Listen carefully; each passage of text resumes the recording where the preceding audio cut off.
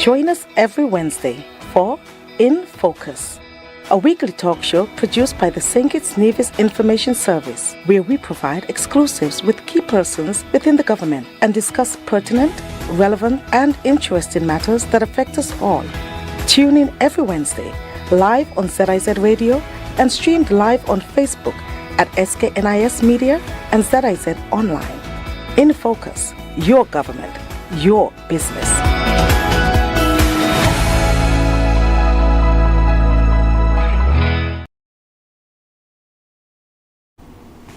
I'm Ian Richards, welcoming you to InFocus, a weekly program that takes a closer look at what's happening within and across the government of St. Kitts and Nevis.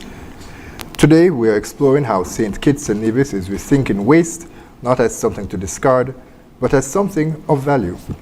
The Solid Waste Management Corporation, or SWMC as most persons know it by, has been expanding its recycling capabilities, most recently with upgrades at the Conaree Landfill, including the addition of a new horizontal baler and also the expansion of the recycling facility itself. Now, there's a broader national push as well to change attitudes and behaviors. The Environment for Everyone campaign is tackling issues like illegal dumping while encouraging citizens to take a greater responsibility for protecting the country's natural spaces. So, how can individuals and businesses play a part? What opportunities exist within the recycling sector? We'll unpack all of that and more with Darian Edmead, who is the chair of the Solid Waste Management Corporation Board. Also here from the SWMC are Jonelle Francis, recycling coordinator, and Zaria Brown, the communication manager. Stay with us for InFocus as we delve into the theme, turning waste into opportunity. Small island states such as ours face particular challenges in waste management. Our land space is limited and the volume of imported materials entering our shores continue to increase each year. These realities require that we handle waste with greater efficiency and discipline. The expansion of this recycling facility and the introduction of the horizontal baler signifies a practical response to those realities. The baler, in particular, allows for the compression of large volumes of plastic bottles, cans, and cardboard into compact, manageable bales, thereby improving storage and the preparation of materials for export.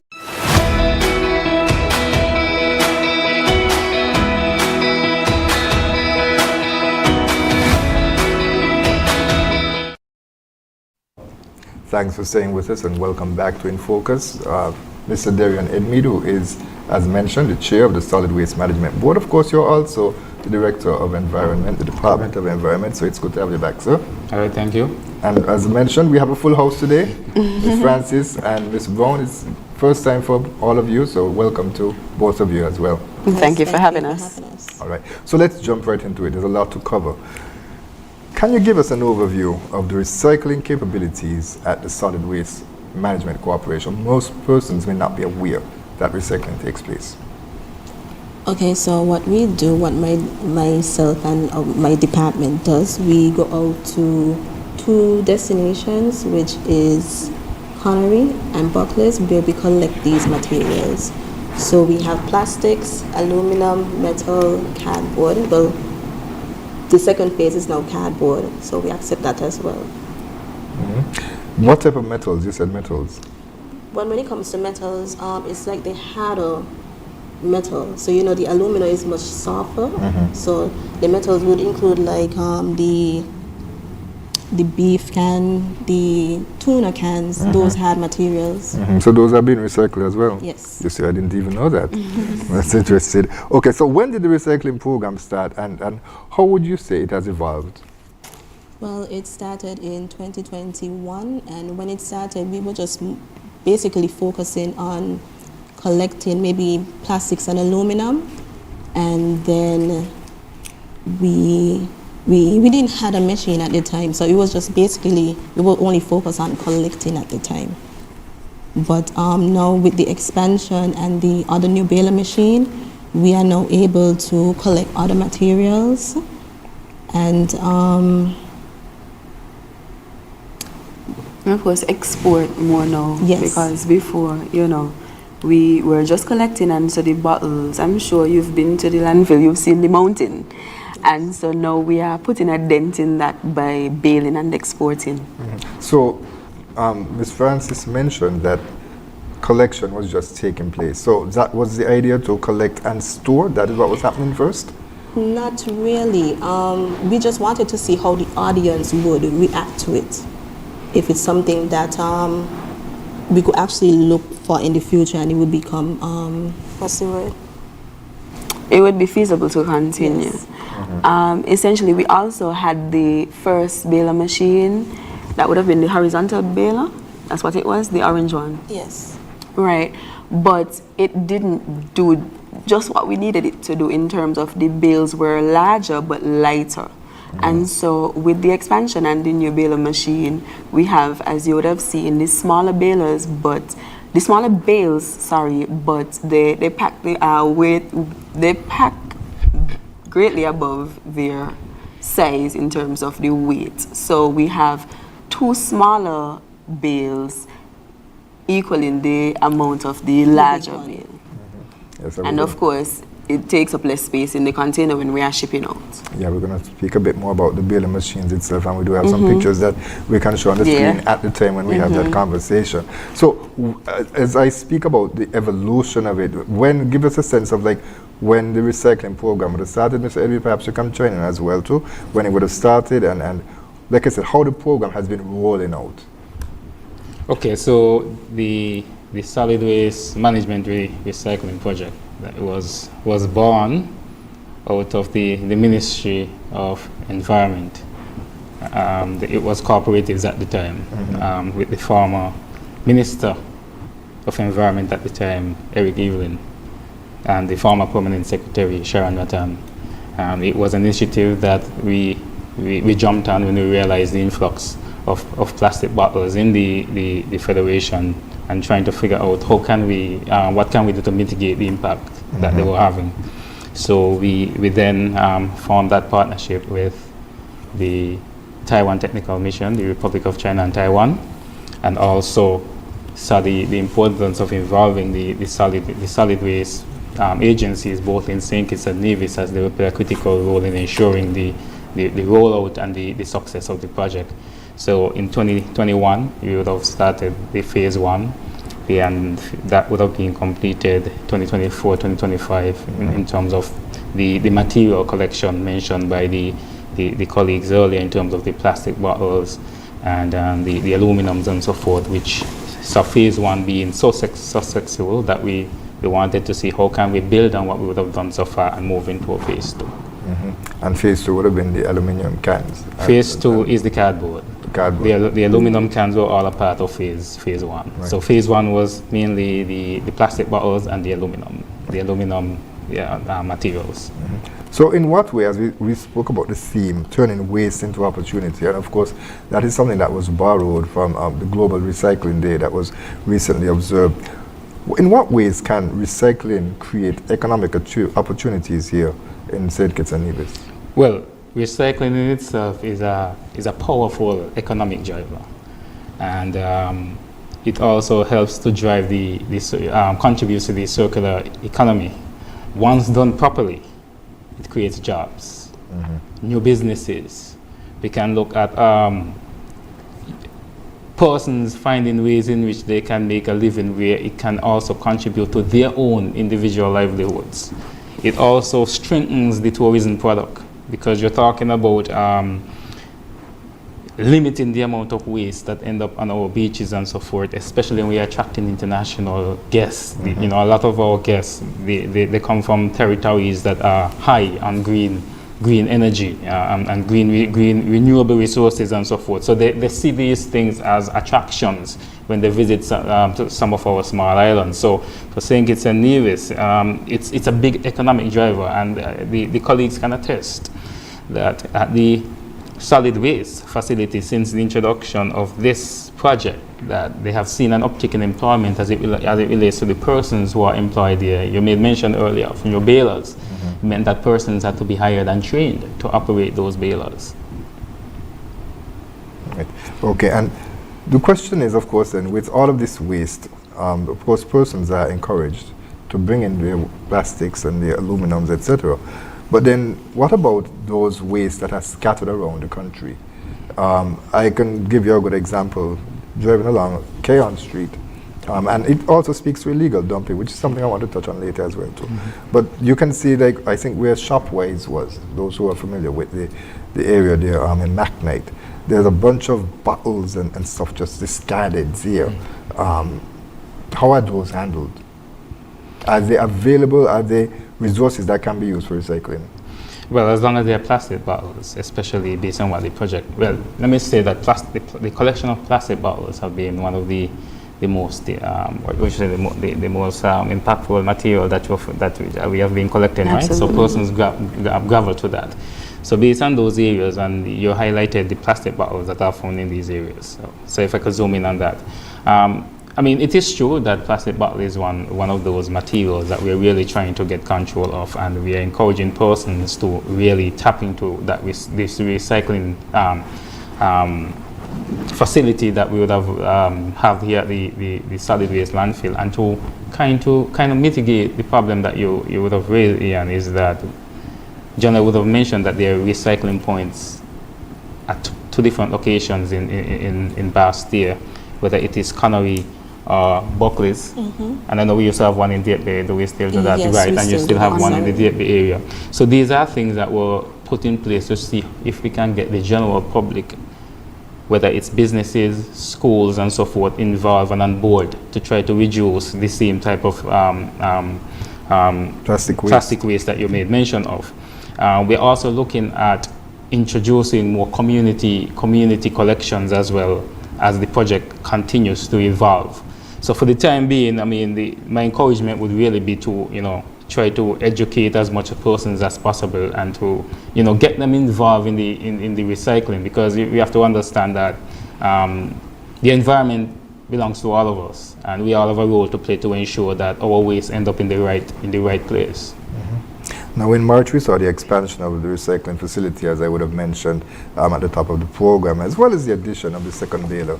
And persons looking at this interview would have seen a bit of the pictures with the new baler. Now, how has that impacted operations at the Solid Waste Management Corporation landfill?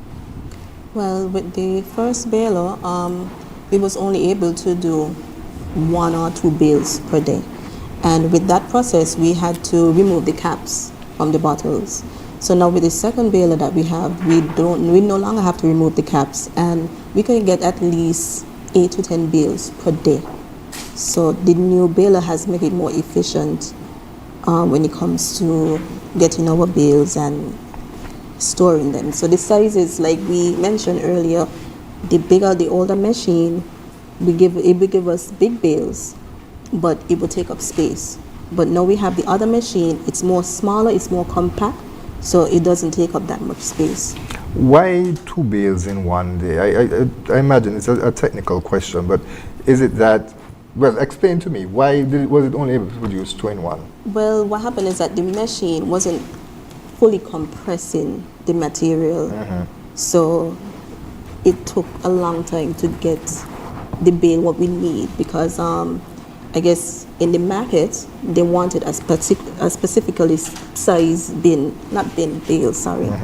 So we was trying to meet that The criteria. yeah, we was trying to meet that criteria, but because of the compression, it wasn't giving us what we wanted. And then what was happening too was that we would have had to leave the bale in the machine so that it could fully compress. Yes. So, or else the bottles would pop back off. Yes. Yeah, so that of course takes up time that we could have been producing another bale. Yes. That is not an issue with this new baler. As you saw, they push out the bale and they wrap it up and put it to the side immediately.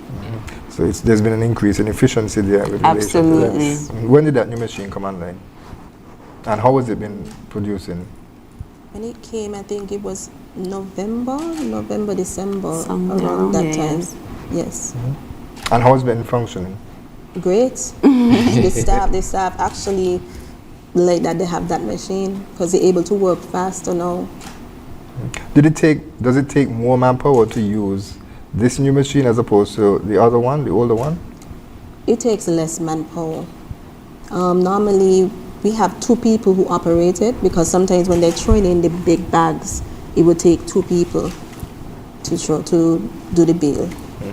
And I will consider they're females. They're actually females Yes, they are who are able to females. do that as well. Yes, because you know, women are now taking over. So Well, it's important, the distinction, because I think there are some persons, normally when you see persons out in the garbage trucks, they would think that males. But it's an important distinction as well, to that females can also play that role, break that non-traditional norms that Absolutely. persons have, that there are Yes. jobs that are assigned for males and jobs for females. And Yes. I imagine that is where the simplicity of that baler would come in as well too. yes. Okay, so tell us a bit about the facility itself now, the expansion of the facility, as you mentioned. That the ceremony was held in March for that as well too. Tell us a bit about that new section that was added and how it would have enhanced operations there as part of the recycling project. Sorry, repeat the ending, please. How it would have enhanced operations there in terms of the recycling. So the only thing I could say about that is storage. Before the expansion, we didn't have much space to store, and because of that, sometimes it kind of delay us having to bale every day because we didn't have the space to put the bales in. But now we have the expansion, we're now able to store at least 200 to 300 bales now. Whereas before it probably was like 80 to 100 bales. That's a significant upgrade, Mr. Edmund. Yes, it Yes. is. It's a significant upgrade, especially based on the fact that they would have mentioned the size of the baler that we were working with at first, and also the mountain of plastic bottles that you would have seen there. So with the expansion brought the facility, and it also brought a machine. So when you combine those two, as Jonah mentioned, you're now baling faster, and you now have more space to store what you're being baled. Prior to that, as mentioned, she said that the baling was very slow, and the bottles were coming in faster than how the baling was going, and that created an eyesore, a problem. Even though it's a landfill, it does not necessarily mean that you have to look like a landfill. You know, you have to ensure that it's conducted in a way that it is inviting to persons when they go there. So this has really helped to reduce a lot of the wait time in terms of the baling of the materials. Right. Okay. And how does the expansion of the recycling facility itself reflect the shift from waste management to opportunity creation that the Ministry of Sustainable Development and Environment is promoting? Well, this is very important because even when we start working with different agencies, even those who would have visited the site, a lot of the comments were centered around the fact that, oh, you're just collecting, and they're still being placed the same way, because in their mind they're just seeing them like we're just dumping it there. But with the expansion and moving to waste management, it's a situation where, one, we are ridding a lot of the plastic bottles from the environment by encouraging persons to control the waste and how they dispose of their waste, and two, it's also a driver where we are now using it as an educational platform for the younger ones, where they'll be able to come to the facility to see exactly how waste is properly managed and how they too can contribute to the whole waste management aspect. Okay. All right. So we're going to talk a bit about now the expansion, the phase 2 of the recycling project, and as mentioned, that is where cardboard would have come in. Yes. But before we get into that, we're going to take our first break. Stay with us, viewers and listeners. We'll be right back with more In Focus. For most of us who are wearing pink, we're wearing plastic. Like that's thinking. Plastic. Not cotton, not polyester, plastic. And this is a full circle moment for our recycling program in St. Kitts and in Nevis, that our collection efforts led to the baling and of course the shipment to Taiwan, and then their shipment back to us of plastic structures. We have to redefine waste. We have to think of the waste that we generate.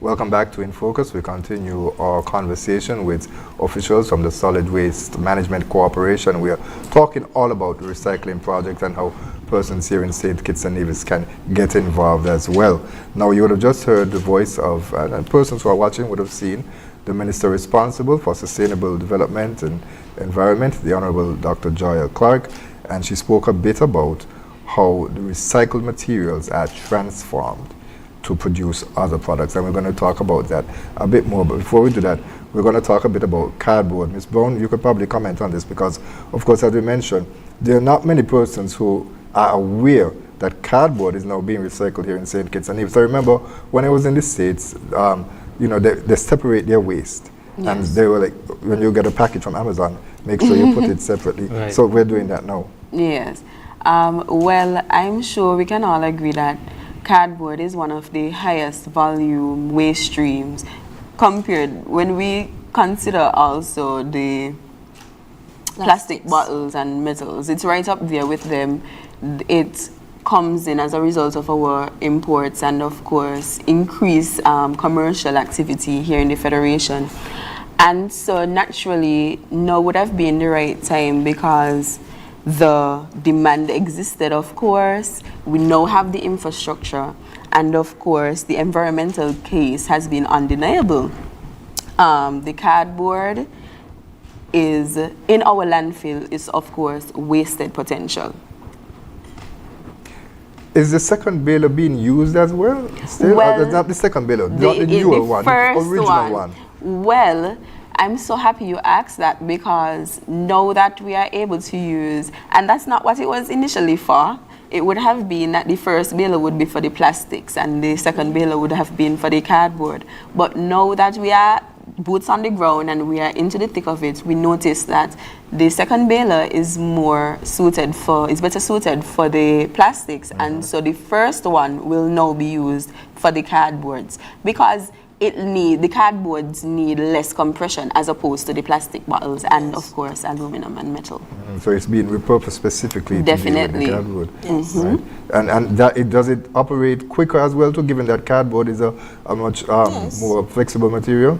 Well, there you have it. Okay. So will there be a campaign then to alert the members of the public, other than those who are watching this program, of course, they might be hearing it for the first time, to let them know that cardboard is now being accepted and that there is something that they can do with their boxes, whether it comes from a supermarket or online purchases? Absolutely, and more than an awareness campaign, we want to also educate the public as it relates to how to properly store your cardboard. Of course, we need it flattened, we need it clean and what's not. We started off with a pilot targeting the freight forwarders and supermarkets. That presented its challenges, but of course that is the purpose of a pilot. So we were able to iron out the kinks, and now we are creating the campaign to move forward with, of course, letting the public know how they can go about bringing their cardboards. However, Janelle here will never turn your back.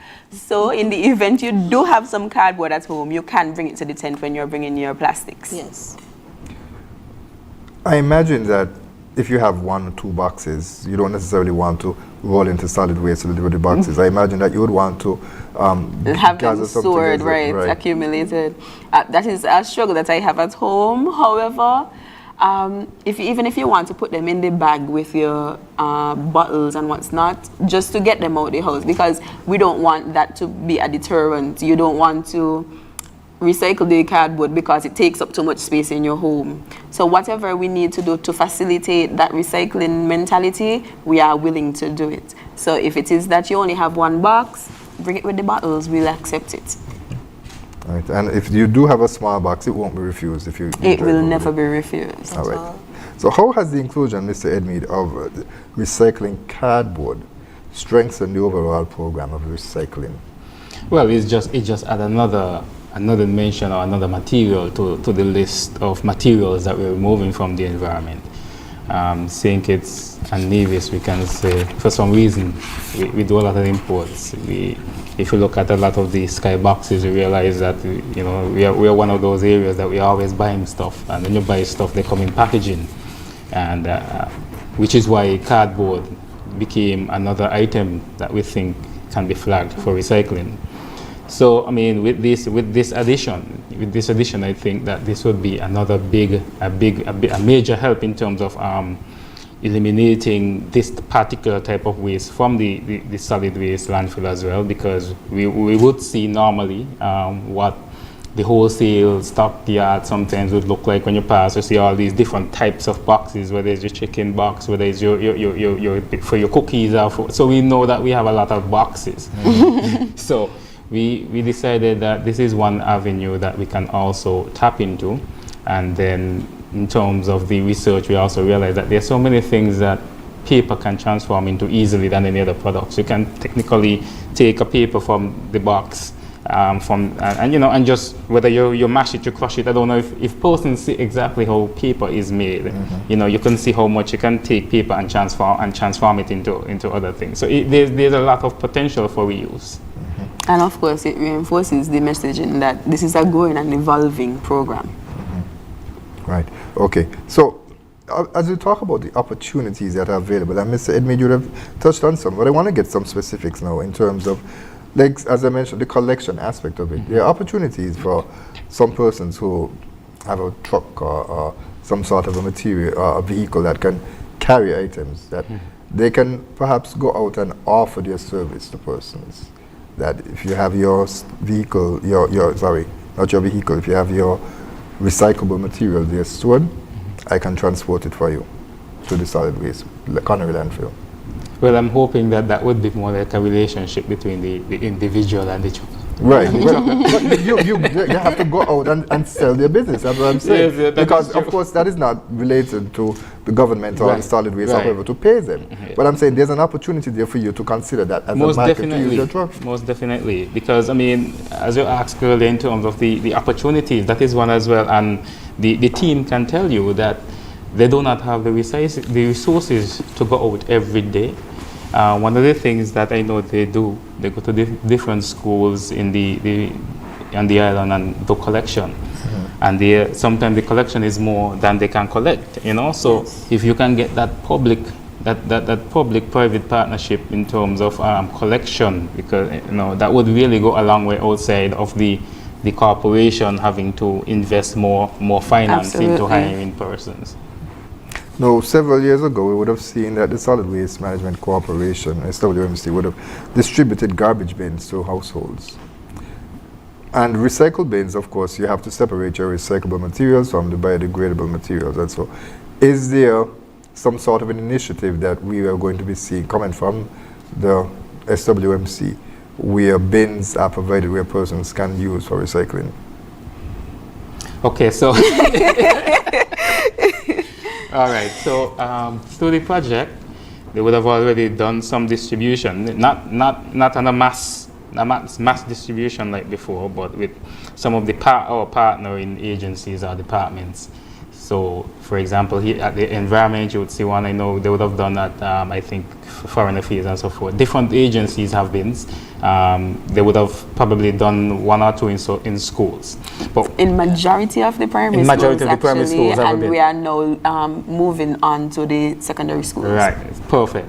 So, but one of the things that we are hoping for, even as the program, the project continues to evolve, is that we reach to the point where we can look at expanding to households where the bins can be provided, but we are not there yet. And as we speak, anybody out there who want to invest in, we are willing to accept that investment. We do have the appetite, because it is something that we would really like to get to, as you mentioned, in the U.S., North America, and so forth. That this is already a habit. It is already in practice, and for us in St. Kitts and Nevis, we're hoping that we can get to that point as well. So if perhaps maybe someone, like for instance, I know there's a factory being built in Cayon that is making water storage tanks. So you're saying the opportunity exists for someone, a company or individuals, to invest in getting recycled bins, making them available for sale. That would be great. That would be great. Because I mean, because outside of that, I mean, the corporation will still have to consider the collection outside of the collection that you think about. Once we start doing separation, you now have to start thinking of separate days or additional resources for collecting those materials as well. So it's if we can meet each other halfway, where we provide the service and somebody else provide the bid. As we speak to community expansion, however, in the interim, we are looking at strategic locations to place some community bins, some communal bins, so that the tents aren't the only stops to be able to recycle. For example, if we have one in a supermarket in your area, your community, you would be able to take your recyclables there. You spoke about having the bins. Yes. First of all, before I get to the bins, let me go to the drop-off points. Yes. You said Deep Bay, Conaree, where was the other one? Buckley's. Is there room to expand to include more sites where persons can drop off? And also, how have these sites been performing? Have persons been bringing their recyclable materials there? You want to take this one, Jenna? Well, we actually thought about that. We have thought about that in terms of like maybe instead of always focusing on those 3 locations, maybe we could do a pilot and do it in another area just to see like how well it will be received.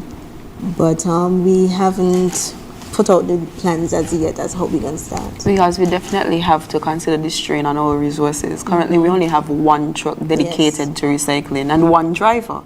And so that is the expense to either get a new truck, get an additional driver. You know, these are the variables that we have to consider, which is why we decided to move along with the communal bins first. And then, of course, we will build upon that. And so the bins that are currently there, as you mentioned, there are some that are distributed. I know there's one in government headquarters definitely. as well, so, and in schools. Are they being used correctly? Are they being filled appropriately? Well, some of them, yes. You could say 90% is being used properly.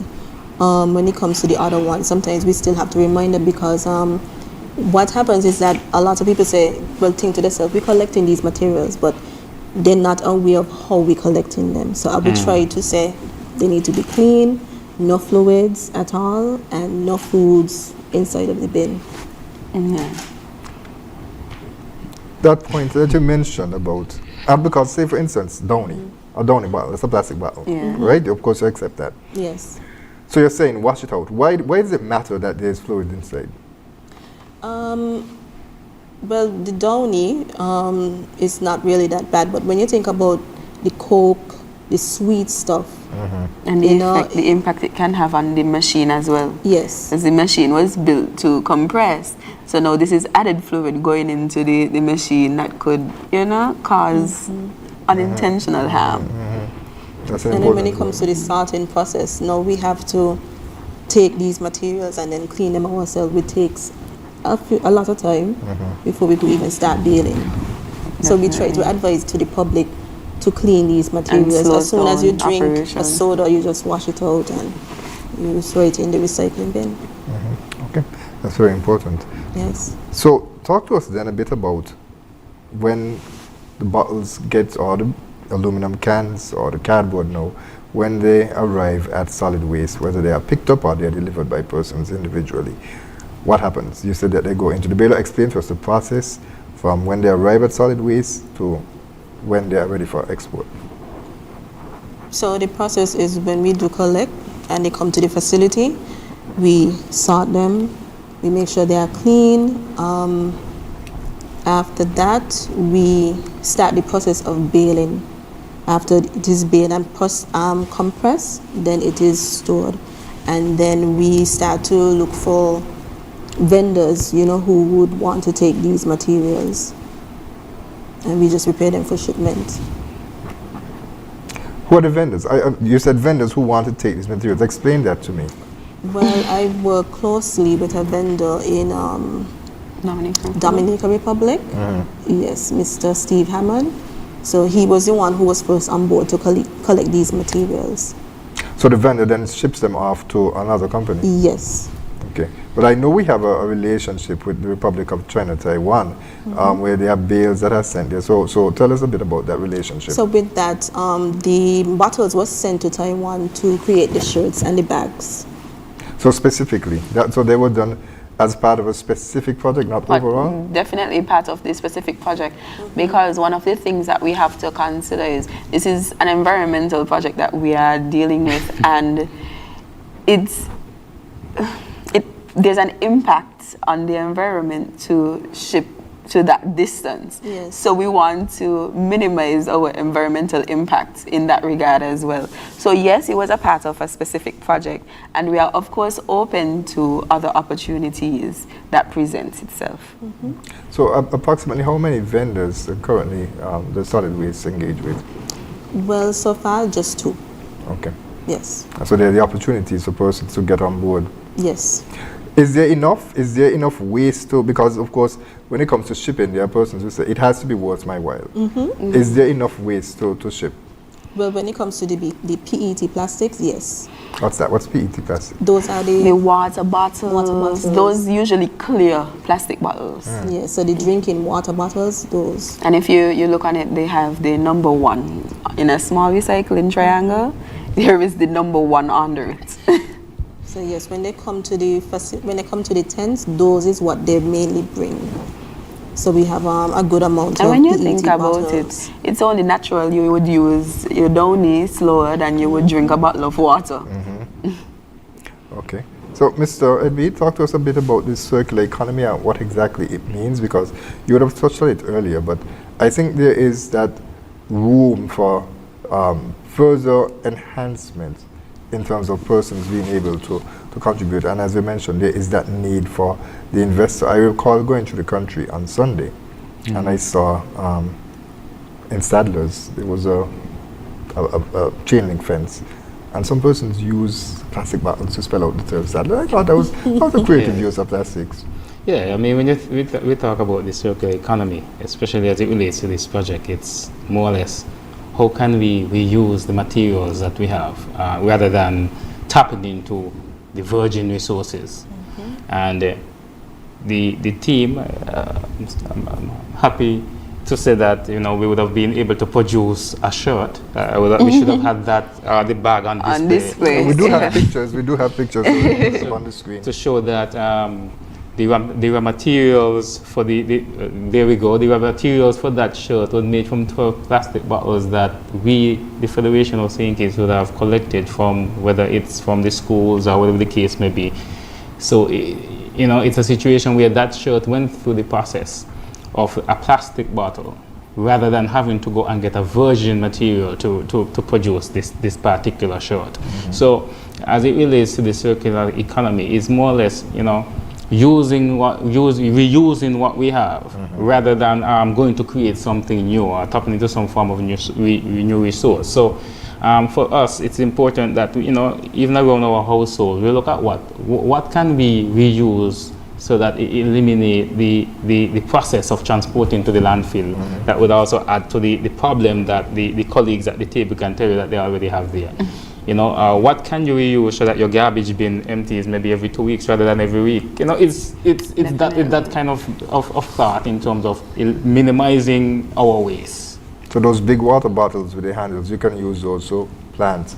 You can put the flowers or stuff inside of it. That's one way to reuse it. So it's not necessarily always dependent upon formal recycling projects that SWMC has, but as you mentioned, how can you use it around the house?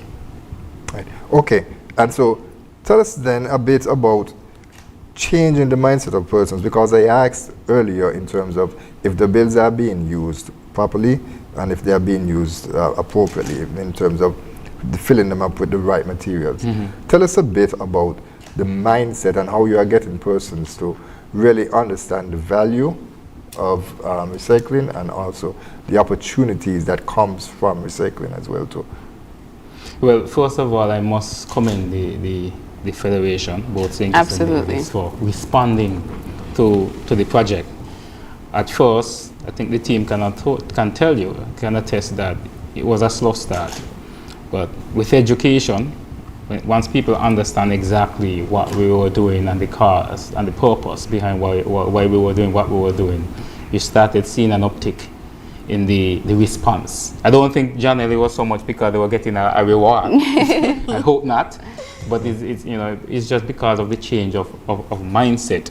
And this did not just stay at the, let's say, the adult level, or that was placed down to the youngest person who can understand within the schools, and I think it even did preschools, right? Yes. So it means that we got everybody involved to understand what the concept of recycling looks like, and how they too can play a key role in ensuring that we minimize whatever waste, control, if not minimize, but we control the type of waste that we produce, especially the plastic bottles that we are referring to. And if I may, Mr. Edmade, I want it to be known that the mindset change is one of the hardest parts of any behavioral program. And what we found was people responded to, like Mr. Edmade said, the tangible proof. They were able to see that not only did they just collect these bottles, but this is what happened as a result of their collection. We got the bags, we got the shirts, etc. And throughout my research, I've noticed that it takes about a generation to change an entire mindset, and we are doing a fantastic job in St. Kitts and Nevis, just as a result of what we've done. Our communication strategy thus far has lent more towards storytelling as opposed to instruction. People don't want nobody tell them what to do. Okay. But when you bring a story and you make people feel a part of, we've noticed that persons are responding to that. And it's been particularly effective in schools, like Definitely. primary schools. Even in my home, I tell my daughter, take this to the recycling bin. And sometimes she tries it in the wrong bin, but she already knows that there is separation here. There's a regular bin, there's a recycling bin. And the children then feel like everything the teacher tells them is gospel, right? So even that we were able to generate in the schools. When your teacher telling you to recycle, you're going home, Mommy, you have to recycle. So we are really proud of the response that we have been receiving. Ms. Francis, perhaps you can just emphasize, as you spoke about the importance of ensuring that the bottles are clean, so that there's no excess liquid inside of it as well too. It's also important that it's not mixed with biodegradable waste, say your chicken or your leftover food that you're throwing out. Talk to us a bit about the impact of that and the importance of separation. So when it comes to that, the fact that there's a market for these materials, it is best that these materials are not shipped out being contaminated with these biodegradable food and what's not. So we do try to tell the public as often as possible, every day. I would even like to create a song, one of them kind of song maybe have Byron on it, to let these people know how important it is. Definitely. When it comes to, sometimes with the pizza boxes, they get stained and all those things. When it comes to the cardboard, when I spoke to the vendor, he was telling me it is okay because I guess the process that they go through, they wash them and all these things. But I think when it comes to the plastic bottles, those materials cannot be contaminated whatsoever. And an important partner, as I mentioned earlier, is the Republic of China, Taiwan. Can we get a sense of how important they have been to this project? They have been instrumental. There would be no project without them. Absolutely. Exactly. Yeah, because they really came on board from the onset.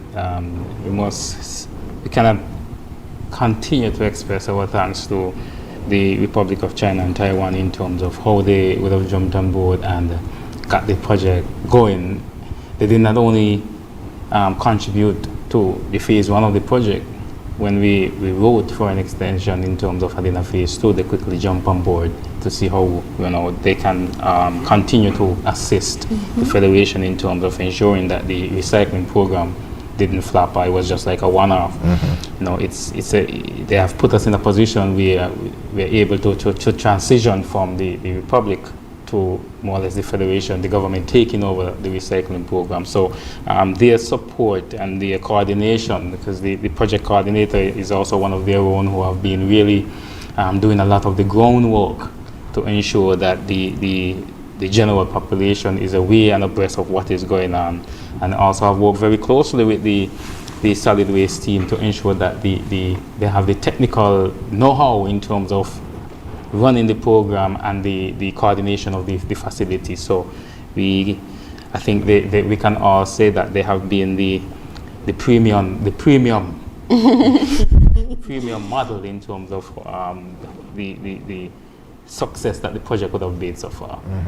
Right, and I'll also tell us if there are plans, because you mentioned, of course, that there's plastic, there's aluminum, there's tin cans such as Vienna sausage, and corned beef, etc. And cardboard. There's cardboard now. Are there plans to include any other materials? I know that the minister would have mentioned about scrap metals, say for instance, vehicles. Are there plans to have that done? Well, there's no rule out of any materials that can be possible, because then I can also add tires as well. Tires is also one of the conversation, one of the materials in conversation as something that we need to find a way to deal with as well. The X amount of vehicles, you can imagine the X amount of tires, of used tires. So the space for added materials, it's there. But the problem would just be in terms of the finance, in terms of how do we process now from phase 2 to phase 3. It might be a situation where it now become absorbed by the government. Is that something that the government is now willing to take on? Because we renewed for phase 2, but there's no guarantee for phase 3. But we are still planning for phase 3, because we have to look at ways in which we can continue to enhance the program. And one of the enhancements would be the household collection or the household expansion of the project, which if it does not happen under phase 2, it would be a program that we hope that will come under phase 3. Right, and certainly that's very important to have that individual responsibility, because again, for most of us who travel, we do it overseas. We have to do it because we're staying with someone, or we're staying in the hotels and they would sort it out, or if you're staying with someone, because they actually get fined. If they put plastic bottles in the normal, they will get a fine. And so that's something that here in St. Kitts and Nevis we certainly would need to embrace a lot more, because we do it when we're overseas. We certainly would like to do it to protect our own land and our natural spaces, as mentioned. All right, we're going to take our final break, and then we're going to come back and talk about a bit about the Environment for Everyone campaign. It's a new campaign, and so we want to learn a lot more about it and how persons can be a part of that. Stay right there, viewers and listeners. We'll have our final break, and we'll be right back with more In Focus. If you haven't done it as yet, please do it today. Subscribe to our YouTube page at SKNIS Media for regular updates, live coverage, and even more information on your government. While you're at it, like, share, and interact with our Facebook and Instagram pages at SKNIS Media and SKNIS Info. What if your child's journey to wealth could begin with a single step? Through Aspire, every young citizen aged 5 to 18 receives $1,000 EC dollars, half in savings, half invested in their future. Financial education for life.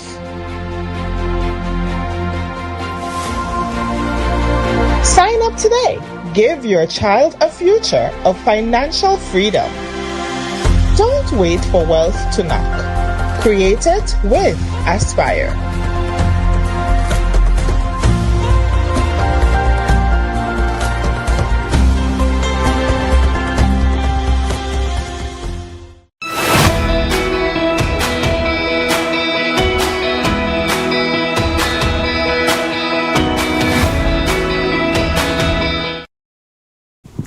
Welcome back to In Focus, and we continue our conversation with Mr. Darian Edmeade, who is the chair of the Solid Waste Management Corporation Board, SWMC. We have Jonel Francis, who is the recycling coordinator, and Zaria Brown, who is the communications manager, and of course everyone here is from SWMC. Talk to us a bit about the Environment for Everyone campaign. What is that? What is its goals? Okay, so the Environment for Everyone campaign, this was birthed again out of the ministry of Environment, Climate Action and Constituency Empowerment, led by our able Minister, Senator Dr. the Honorable Joy Clark.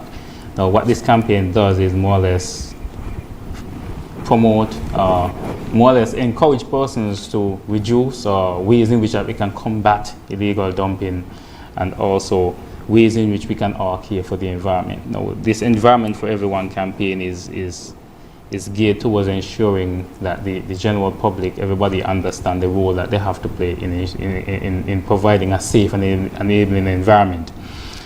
This initiative, this campaign is one where we want everybody to play their role. It's not a ministry job. It's not the director or the PS's job. It's a way in which we can see how we can tap into all of the different agencies, because this campaign is not just environment. It's made of a lot of different key agencies, to see how we can also provide that continued support to ensure that we focus mainly, not mainly, but especially on the legal dumping issues that we are having in the Federation, and the different measures that we can put in place to combat this problem. And of course, persons would have seen a viral video of persons dumping, and then they were caught by a local person who chastised them and encouraged them very strongly to collect their waste. I'm sure, ladies, that person is a champion in your eyes. Oh, definitely. And we encourage that. I mean, not the chastisement, but the call for action from solid waste. They held them there. I mean, they had them blocked in, and they called solid waste, come immediately. We have, and we want that more from the public. When you see something illegal happening, you report it immediately, so that we can do our jobs to mitigate actions like these. And so if you do witness that, what's your advice? Because you mentioned not the chastising, but and call. How do they call? Well, we don't want to put you in a dangerous situation. It could have been somebody else, and the situation turned differently. And that is why I discourage against the chastisement. But absolutely, call the litter wardens. We have on our Facebook page the numbers to call solid waste, the litter wardens, whenever you see anything, whenever you need to report anything. So the avenue is there for you to reach out to us, and we will come. The litter wardens are on call 24/7. You could call them 6 o'clock in the morning, you see something, they are going to come. I really want to commend our litter wardens, especially because a lot of persons don't see the work that they do, but they go above and beyond the call of duty every time. No, illegal dumping continues to be a very serious issue in St. Kitts and Nevis, and it's not just in isolated areas that we would have seen in the video, even Independence Square. Yes. Which is something that is very near and dear to our hearts, and persons dump there. Why do you think that is still an issue, that problem persists, even though there are those adjustable and very affordable rates at SWMC, Conaree Landfill? I think that the public perception has been that, of course, it's something cultural. It definitely has been something cultural, which is why we have to continue the work to change the mindset. But I think the perception has been that, the fees at the landfill are exorbitant, and that is far from the case. What are the fees? Tell us the fees. I don't have the fees right now in front of me, but I'm telling you could probably bring, let's say, your fridge, your stove, and pay under $10. $5.85. Well, there you go. It's not an exorbitant fee. We have persons. Sorry, just to be clear, $5.85. Yes, definitely. For fridge, we call that white goods. So Yes. your fridge, your stove, wherever fall in that category, $5.85. I just wanted to make sure. Some persons may think it's $585. Oh no, $5.85. Yes, we have persons dumping illegally directly behind the landfill. So they are in the vicinity, right? And so you would think that they have the ability to just come through the gate. From time to time, persons go the route of hiring a trucker, and they entrust them to bring their goods to the landfill, and the trucker stops short. So what we want to encourage the public to do to mitigate that is to ask for your receipt. There is nobody that comes to the landfill that doesn't get a receipt, and that for you would be proof, so that when our litter wardens find your stuff, we know that the trucker is the person that we go to, because so long as we are able to identify that is your stuff, we are going to find you. So ask the truckers, ask the person who transports your waste for your receipts. Okay. So is it difficult to get into solid waste itself? It's absolutely not. We are open from 6 a.m. From 6 a.m. to 5 p.m. Yes. So to take the effort to go and dump illegally, say at night, it really is not worth the effort. It's not worth it. Imagine you could have paid $5.85 and now you have to pay $500, or it goes before the magistrate and you have to pay $20,000. So, Mr. Edby, talk to us a bit about the community beautification and safety bill, because of course this is a part of the effort to help to reduce illegal dumping and to help to protect the environment. Tell us a bit about that. Yeah, so all of everything that we have been discussing for the last few minutes falls right into what the community beautification and safety bill is trying to solve in terms of the illegal dumping. We look at overgrown trees or lots. We talk about dilapidated structures. I'm sure all of us would have had some point in time when you drive around to different communities and we see structures that are just unsightly. So what the bill does, it tries to capture some of the important things that, let's say, the Public Health Act did not make mention of, or the new NCMA from the environment did not make mention of. So this bill focuses a lot on keeping your community clean. How can we enhance our communities? How can we ensure that our communities are safe for health purposes? And this is something that the general public would benefit from. The bill, as it states, it's a bill. It's still going through the process before it becomes legislation. And we want to ensure that once this bill is passed, it covers a lot of these nuisances that we have been experiencing for so long. So this bill again is being driven in collaboration, I have to say, with solid waste as well, because I know their GM has been a key person in terms of ensuring and explaining this bill. So once this bill is passed, it is one that would really help to create cleaner and greener communities. Most persons would say it's a shame that there has to be legislative measures, that there has to be punitive measures in place to encourage persons to protect the environment, because we all live here, and surely you wouldn't want anyone to come and dump garbage on your front step or your back door, whatever the situation it is. What measures are in place to ensure that there are stronger enforcement of the laws to ensure that persons who are engaging in such will be penalized, and those who are considering it will be deterred? I mean, that's an important question for us, because that is why from the environmental standpoint, we had to recently update our environmental legislation, because there were so many loopholes. Maybe I always say maybe some of the issues that we were facing, they were not there maybe in 1987 when the bill was passed. So a few years later, we have to go revisit that bill and put it and now update it to suit our current situation. And waste is even different. I mean, cell phones were not around back then. That is true as well, right? Right, and back then, maybe back then as well, even the construction sector was even different. I mean, the way in which buildings are now going up, it really calls for updated legislations to protect our resources and so forth. It's also the same thing with the solid waste. They have to ensure that even within the act, that the act was drafted to ensure that there are policies, there are things in place to protect the environment or to prevent persons from littering and those sort of stuff. So we look at that. We look at the Public Health Act, and we are hoping that when you put all of these together, one way or the other, one of these legislation will be able to combat whatever current situation that we are currently facing. But ultimately, personal responsibility, individual responsibility is key. It's key. That's key. All right. So we're essentially out of time for the program, but I'll give you a final opportunity to make any final comments that you'd like to make. Ms. Brown, we'll start with you.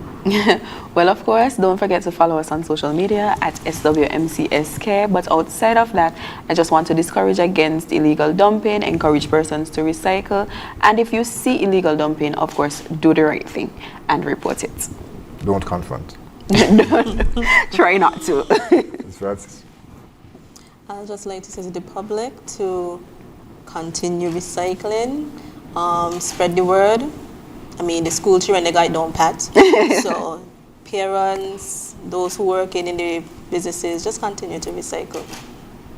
Well, I just want to say that you remind the public as well that waste is a terrible thing to mind. Waste is our responsibility. Anyhow, any way, any form that you can help to reduce the impact of your waste on the environment, let's do that.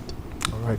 Thank you so much for being with us today on InFocus. Thank you so much for having us. I would like to thank you, viewers and listeners, for joining us. We trust that you will join us next week at the same place at the same time for another edition of InFocus. I'm Ian Richards. Join us every Wednesday for InFocus, a weekly talk show produced by the St. Kitts Nevis Information Service, where we provide exclusives with key persons within the government and discuss pertinent, relevant, and interesting matters that affect us all. Tune in every Wednesday, live on ZIZ Radio and streamed live on Facebook at SKNIS Media and ZIZ Online. InFocus, your government, your business.